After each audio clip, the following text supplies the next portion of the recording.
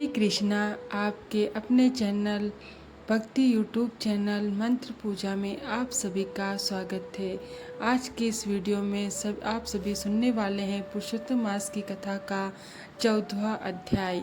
यह अध्याय राजा दृढ़ धनवा और महर्षि वाल्मीकि के मिलन तथा राजा की पूर्व जन्म के पुण्य कर्मों के रहस्य और उद्घाटन पर आधारित है। इस अध्याय में हमें दर्शाया गया है कि कैसे अनजाने में या फिर पूर्व जन्म में की गई भक्ति का फल मनुष्य को ऐश्वर्य प्रदान करता है। जीव द्वारा किया गया कोई भी सत्कर्म जब या तब कभी भी व्यर्थ नहीं जाता।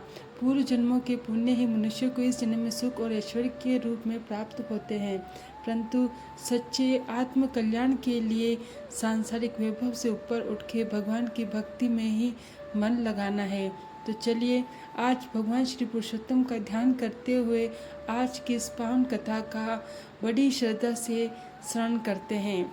श्री नारायण जी बोले, इसके बाद चिंता से आतुर राजा दृढ़ धनवा के घर पर वाल्मीकि मुनि आए, जिन्होंने परम अद्भुत तथा सुंदर श्री रामचंद्र जी का चरित्र का वर्णन किया।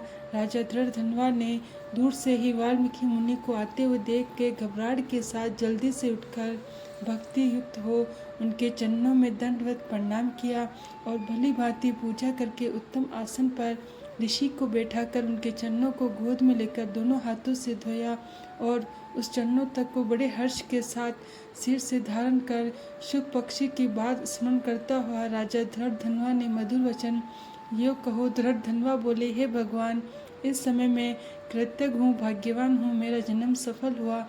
हे प्रभु, आज मेरा मनोरथ पूर्ण हुआ। हे आज आपके प्रत्यक्ष दर्शन से शास्त्रादिकों के यथार्थ अर्थ का ज्ञान भी सफल हुआ।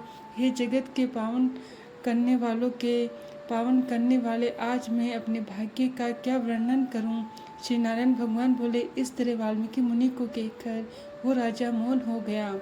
बाद में वाल्मीकि मुनि ने उस राजा को विनय युक्त देखकर बड़े प्रसन्न हुए और जनता को आनंदित करते हुए बोले, नृपश्रेष्ठ, ठीक है, तुमसे उक्त प्रकार की सब बातों का होना संभव है। हे राजन, तुम चिंता से आतुर क्यों हो? सो सब मन की बात कहो। ऐसा मालूम पड़ता है कि तुम्हारे कुछ कहने की इच्छा है, इसलिए हे महात्मा उसे कहो। राजा दृढ़ धनवा बोला, आपके चरण कमल की कृपा से हमेशा सुख है, परंतु हे विदन, हमारे अध्यय में एक बड़ा संदेह है। वन में होने वाले शुक पक्षी के मुख से निकले हुए बाण के समान उस वचन को दूर करें। किसी समय में शिकार खेलने के लिए गहन वन में निकल गया। वहाँ भ्रमण करता हुआ एक तालाब उसका जल पिया और बाद में थकावट दूर करने के लिए एक बड़े वट वृक्ष के नीचे बैठ गया। अत्यंत घनी तथा सुंदर छाया वाला और मन एवं नेत्र को आनंद करने वाले उस वृक्ष पर बैठे हुए सुंदर शुक पक्षी को देखा। जब उस शुक पक्षी पर हमारी दृष्टि गई तो उसने हमारे सम्मुख होकर एक श्लोक पढ़ा कि इस पृथ्वी पर विद्यमान अतुल्य सुख को देखकर तू तत्व अर्थात आत्मा का चिंतन नहीं करता तो इस संसार के पार कैसे जाएगा। मैं इस प्रकार शुक पक्षी के वचन को सुनकर विस्मित हो उठा। हे ब्राह्मण, मैं नहीं जानता कि उस शुक पक्षी का क्या कहा।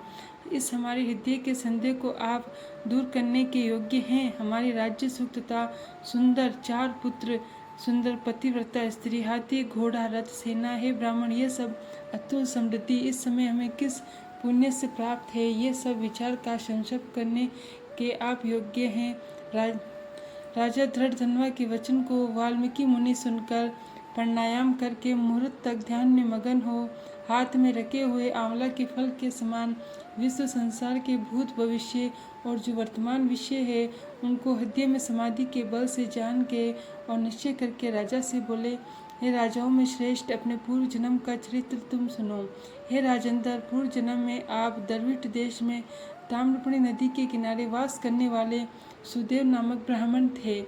धार्मिक सत्यवादी, जो मिल जाए उतने ही में संतोष करने वाले, वेदोध्ययन से संपूर्ण विष्णु भक्ति में परायण रहा करते थे। आपने अग्निहोत्र आदि यज्ञों के द्वारा भगवान श्री हरि को प्रसन्न किया। इस प्रकार रहते हुए तुम्हारी गुणवती स्त्री थी। वे गौतम ऋषि की सुंदर कन्या गौतमी नाम से प्रसिद्ध शंकर की सेवा में तत्पर रहती। पार्वती के समान तुम्हारे प्रेम में सेवा कर थी और गृहस्थ आश्रय धर्म में धर्म पूर्वक वास करते हुए बहुत समय व्यतीत हो गया, परंतु तुम्हें कोई संतान नहीं हुई।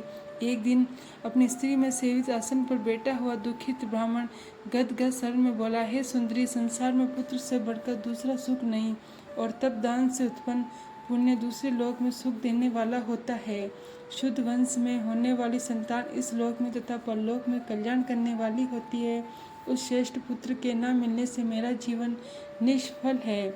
ना तो मैंने पुत्र को प्यार किया, ना वेद पढ़ने के लिए सोने से जगाया, ना तो उसका विवाह ही किया, इसलिए मेरा जन्म तो व्यर्थ ही चला गया। अभी मेरी मृत्यु हो, मेरे को आयुष प्रिय नहीं। इस प्रकार अपनी प्रियवती का वचन सुनकर वो स्त्री गौतमी खिन्न मन हुई। बाद में धैर्य धारण करते हुए प्रिय वचन बोलने में चतुर प्रिय पति के प्रेम में मगन वो स्त्री अपने पति को समझाने के लिए सुंदर वचन बोली। गौतमी बोली, हे प्राणमेश्वर, अब इस तरह तुच्छ वचनों को न कहिए। आपके समान भगवान भगत विद्वान लोग मोह को प्राप्त नहीं होते हैं। हे विभु, आप सत्य धर्म में तत्पर रहने वाले हो, आपने स्वर्ग को जीत लिया।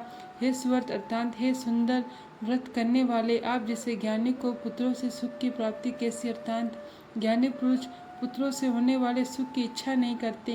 हे ब्राह्मण, पहले चित्रकेतु नामक राजा पुत्र शोक से संतप्त हुआ, तब नारद और अंगिरा ऋषि के आने पर पुत्र शोक से मुक्त हो संसार से उद्धार को प्राप्त हुआ। इस प्रकार राजा अगबेन नामक दुष्ट पुत्र के कारण रात्रि के समय वन को चला गया। इसी तरह हे स्वामी, आपको भी संताति दुख देने वाली होगी। फिर भी हे तपोधन, यदि आपको सतपुत्री की लालसा है तो प्रसन्नता से जगत के नाथ समस्त अर्थों के दाता हरि भगवान की आराधना करें। हे ब्राह्मण, पहले शंकराचार्य कर्दम ऋषि ने जिनकी आराधना करके पुत्र को प्राप्त किया, जो कि पुत्र योगियों में श्रेष्ठ कपिल देव नाम से प्रसिद्ध हुआ। ब्राह्मण श्रेष्ठ इस प्रकार अपनी धर्म पत्नी के वचन सुनकर तथा निश्चय करके उसे अपनी गौतमी स्त्री के साथ ताम्रपर्णी नदी के तट पर गया। वहां जाकर उसे पवित्र तीर्थ में स्नान करके अत्यंत श्रेष्ठ तप करता हुआ 5 दिनों के बाद सूखे पत्ते तथा जल का आहार करता था। इस प्रकार तप करते उसे तपोनिधि सुदेव ब्राह्मण को 4000 वर्ष व्यतीत हो गए। हे ब्राह्मण, उसकी तपस्या से तीनों लोग कांप उठे। भक्त वत्सल भगवान उस सुदेव ब्राह्मण के अत्यंत उग्र तपस्या को देख जल्दी से गरुड़ पर सवार होकर प्रकट हुए। श्री नारायण भगवान बोले, नवीन मेघ के समान जगत की रक्षा करने में समर्थ 4 भुजा वाले प्रसन्न मुख मुरारी को देख सुदेव ब्राह्मण हर्ष के साथ मुकुंद भगवान को साष्टांग प्रणाम करता हुआ बोला। और वो क्या बोला, इसका वृत्तांत आप सभी कल की वीडियो में, कल के अध्याय में सुनेगा। तब तक के लिए मैं वीडियो को यहीं पर विराम देती हूँ। कमेंट में ज़रूर लिखें जय श्री हरि। अब मैं पुरुषोत्तम भगवान के लिए एक सुंदर और पौराणिक कथा सुनाने जा रही हूँ। अगर आपको पसंद आए तो प्लीज़ इसे लाइक करें, शेयर करें और आपके अपने चैनल मंत्र पूजा को सब्सक्राइब जरूर करें। भगवान श्री कृष्ण जी के चरणों का ध्यान करते हुए ठाकुर जी एक सच्चे परम भक्त का प्रसंग सुनते हैं। ब्रजभूमि जहाँ हर कण में भक्ति की सुगंध बसी, जहाँ यमुना की लहरें भी श्री कृष्ण की लीलाओं का गायन करती और जहाँ गिरिराज गोवर्धन के चरणों में समर्पण ही जीवन का सार है, इसी पवित्र धरा पर जन्म हुआ उस दिव्य आत्मा का जिसने भक्ति का साधारण जीवन की सादगी में फिरो दिया। संत कवि श्री कुंभन दास जी विक्रम संवत 1525 की कार्तिक कृष्ण एकादशी को जब संपूर्ण ब्रजभूमि दीपावली की शांति में लिपटी थी, तब जमुनावती ग्राम में एक ऐसे बालक ने जन्म लिया जो आगे चलकर श्रीनाथ जी के अनन्य भक्तों में अग्रणी बने। ये केवल एक जन्म नहीं था, बल्कि भक्ति योग के उस भाव का अवतरण था जिसमें ईश्वर के प्रति निष्ठा, सेवा और निष्काम प्रेम एकाकर होते हैं। कुंभन दास जी का जीवन इस सत्य का प्रतीक था कि भक्ति के लिए न वैभव चाहिए, न वैधवत, केवल एक निर्मल पद्य पर्याप्त है। उन्होंने गरीबी में भी आनंद पाया और ईश्वर के प्रेम से वे वैभव जो किसी राजसत्ता से भी बड़ा हो, उनका जीवन, उनकी भक्ति और उनके पद आज भी ब्रज की गलियों में गूंजते हैं और हमको ये याद दिलाते हैं सच्ची समृद्धि ईश्वर के चरणों में समर्पण से ही मिलती है। ये कथा एक साधारण किसान की है जिसने अपने प्रेम और समर्पण से स्वयं श्रीनाथ जी को भी मोहित कर लिया। ये कथा भक्ति की प्रकाश और प्रेम की परिभाषा और सादगी में छिपे दिव्य वैभव की कथा है। श्री कुंभन दास जी का जन्म गिरिराज गोवर्धन की पावन तलहटी में बसे जमुनामती ग्राम में विक्रम संवत 1525 में कार्तिक कृष्ण एकादशी को हुआ था। कथानक मिलता है कि जब उनके पिता तीर्थ यात्रा पर निकले थे तो किसी महात्मा ने आशीर्वाद दिया, तुम्हारे घर पुत्र होगा, और संयोगवश ये घटना कुंभ संक्रांति के पावन अवसर पर हुई थी। इसी कारण ये दिव्य बालक जब जन्मा तो उसका नाम कुंभन दास रखा गया, मानो कुंभ पर्व का प्रसाद स्वयं बालक का रूप ले आया हो। बाल्यकाल से ही उनका स्वभाव अत्यंत ही सात्विक, शांत और गंभीर था। वे चंचलता से रहित रहते और सदैव भगवान के चिंतन में लीन रहते। परिवार की जीविका साधारण रस से चलती थी। खेतों की सादगी के बीच ही वे दिन रात भजन और साधना में रहते थे। समय बीता और विक्रम संवत 1550 के आसपास महाप्रभु श्री वल्लभाचार्य जी ब्रज की परिक्रमा करते हुए गिरिराज जा पहुँचे। उनकी तेज भक्ति और प्रभाव से असंख्य लोग उनकी शरण में आए।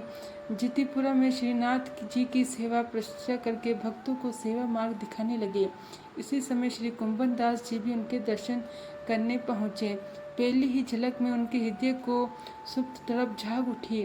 वे विस्मित होकर सोचने लगे, जिन्हें मैं अपने मन में ढूंढ रहा था वही मेरे सामने खड़े हैं। महाप्रभु ने भी मुस्कुराकर उनकी ओर देखा और मानो संकेत किया, तुम्हारी खोज पूर्ण हुई। उसी क्षण से कुंभन दास जी का हृदय दिव्य लीलाओं से परिपूर्ण हो उठा। श्री कुंभन दास जी संगीत में निपुण और मधुर कंठ के धनी थे। महाप्रभु श्री वल्लभाचार्य जी ने उन्हें श्रीनाथ जी की सेवा में नियुक्त करते हुए आदेश दिया, प्रतिदिन आकर श्रीनाथ जी को अपना पद सुनाओ, जो भी लीला तुम्हारे हृदय में समृद्ध हो वही गाओ।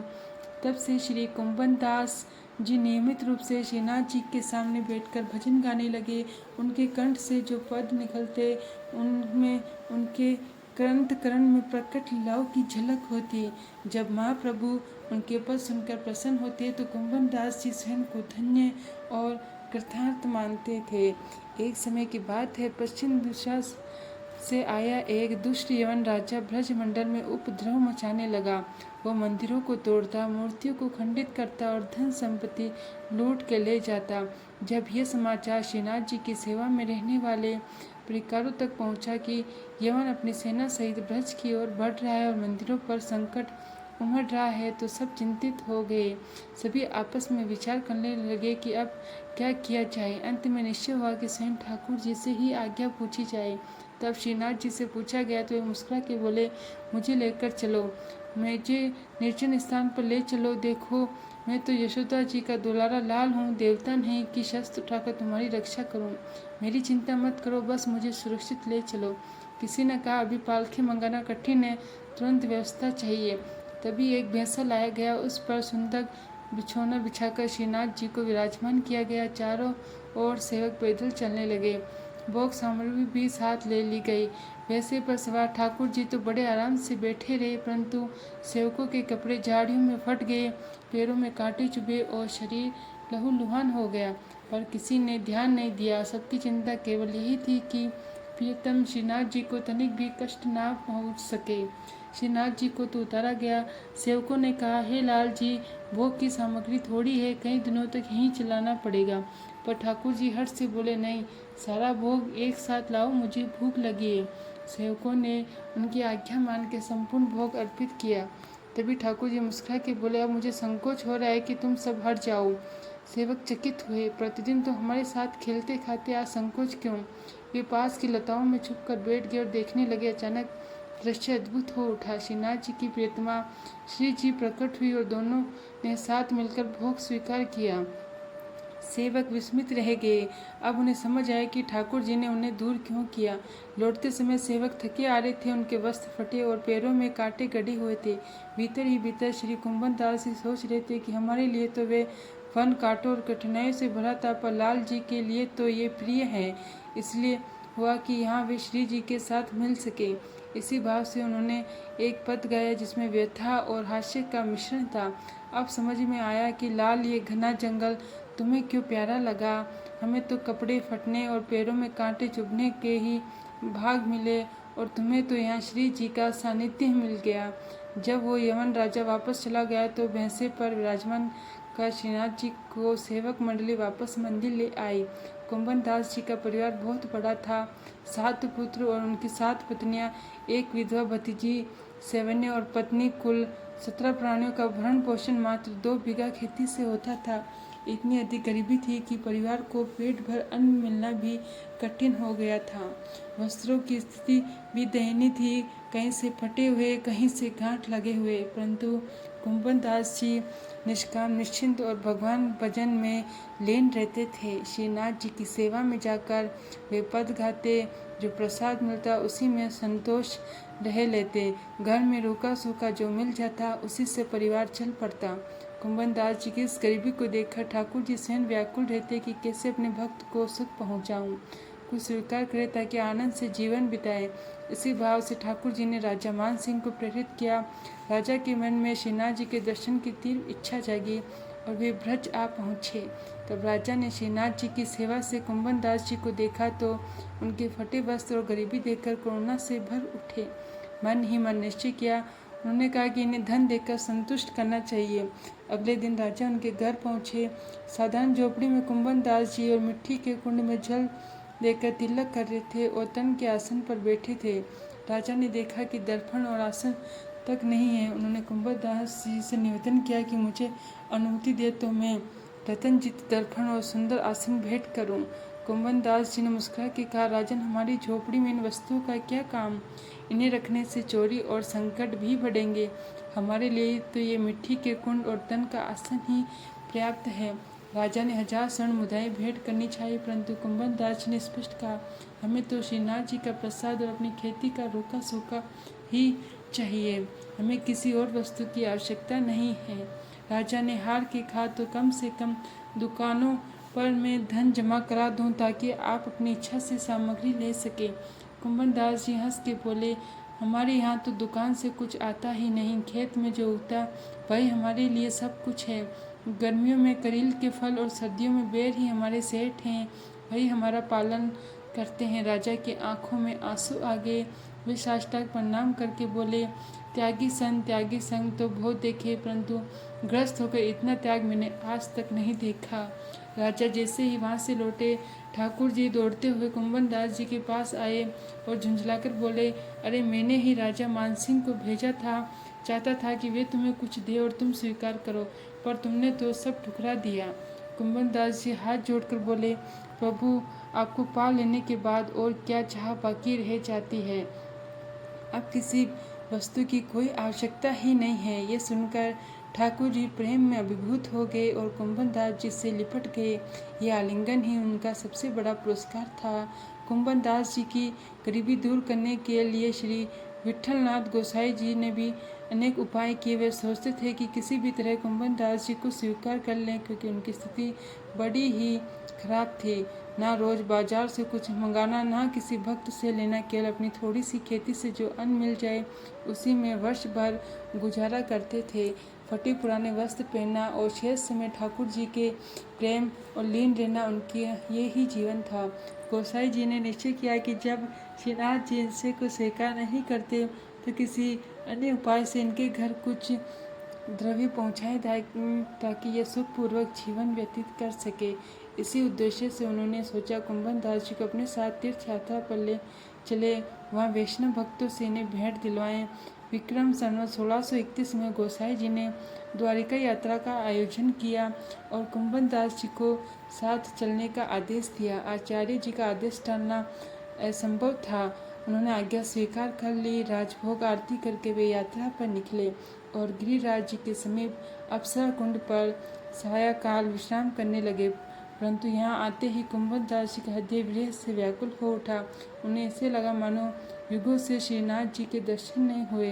नेत्रों से अश्रु बहने लगे, हृदय हाय हाय करने लगा और वे भूमि में गिर पड़े। विकल होकर उन्होंने विरहपूर्ण पद का ज्ञान किया। गोसाई जी ने यह स्थिति देख तुरंत समझ लिया कि यदि इन्हें ब्रज से बाहर ले जाया गया तो इनके प्राण ही निकल जाएंगे।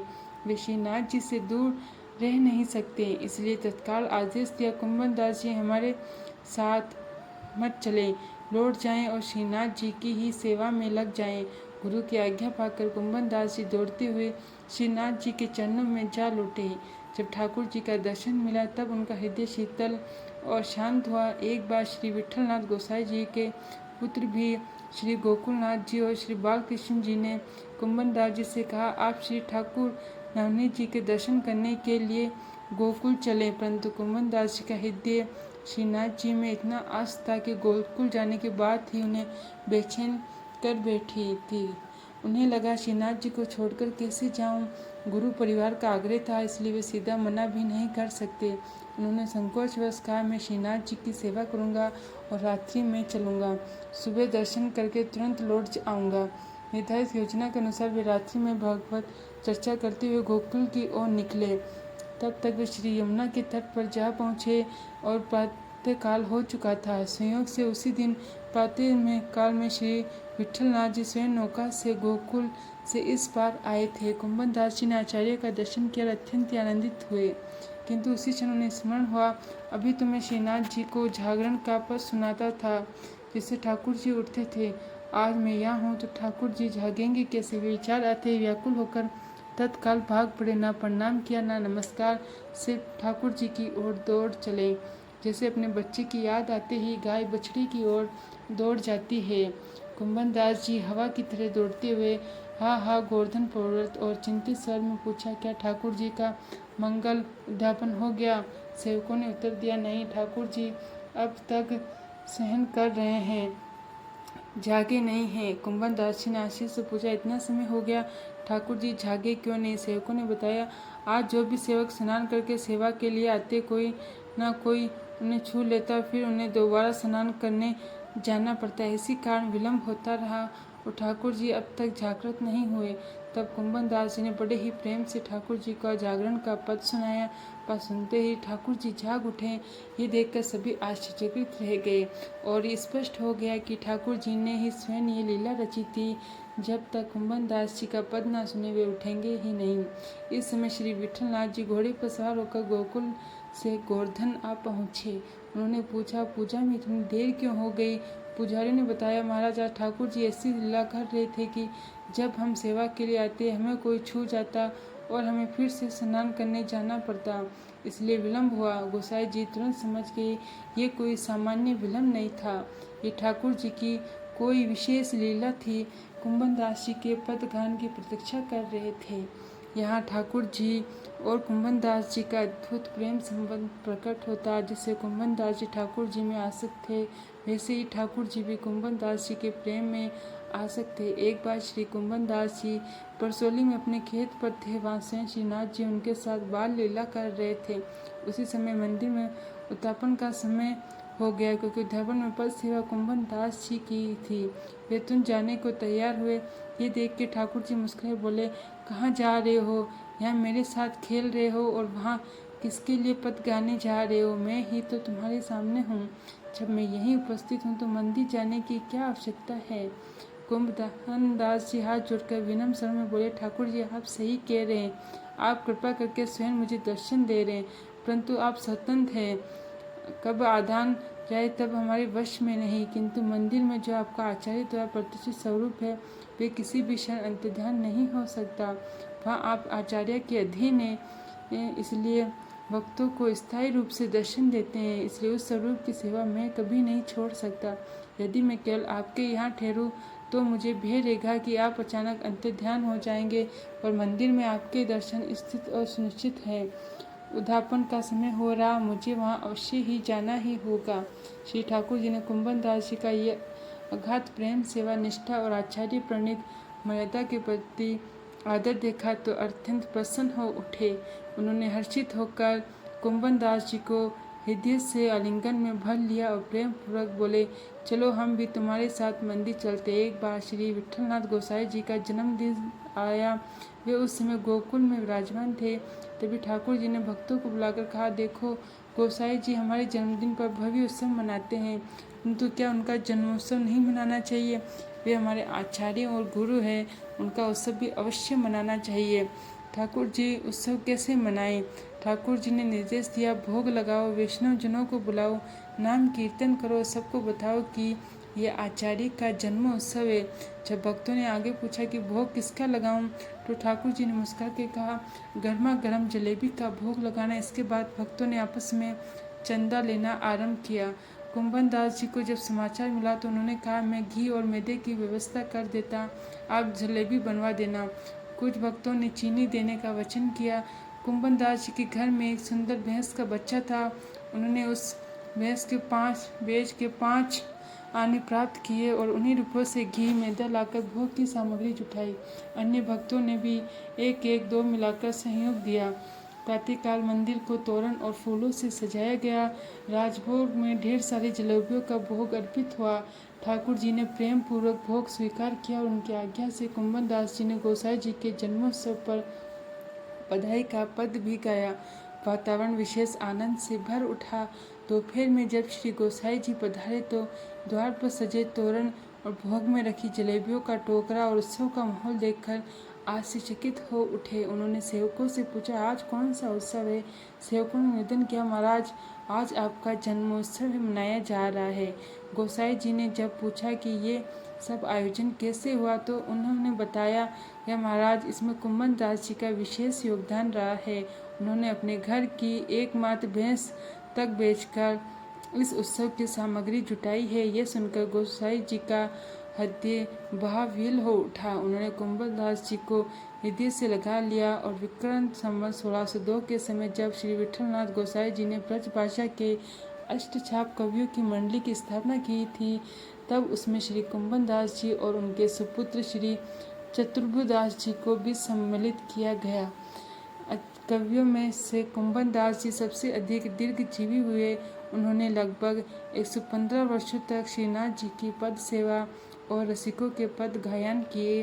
विक्रम संवत 1640 के आसपास वे श्री ठाकुर जी श्रीनाथ जी की नित्य सेवा में शामिल हुए। एक बार प्रेम से बोलिए, जय बांके बिहारी लाल की। अगर आपको ये सुंदर पौराणिक कथा पसंद आई है तो इस वीडियो को लाइक और शेयर करें और आपके अपने चैनल मंत्र पूजा को सब्सक्राइब करें ताकि आपको ऐसी ही सुंदर और पौराणिक कथाएं सुनने को मिलती रहें। हरे कृष्णा।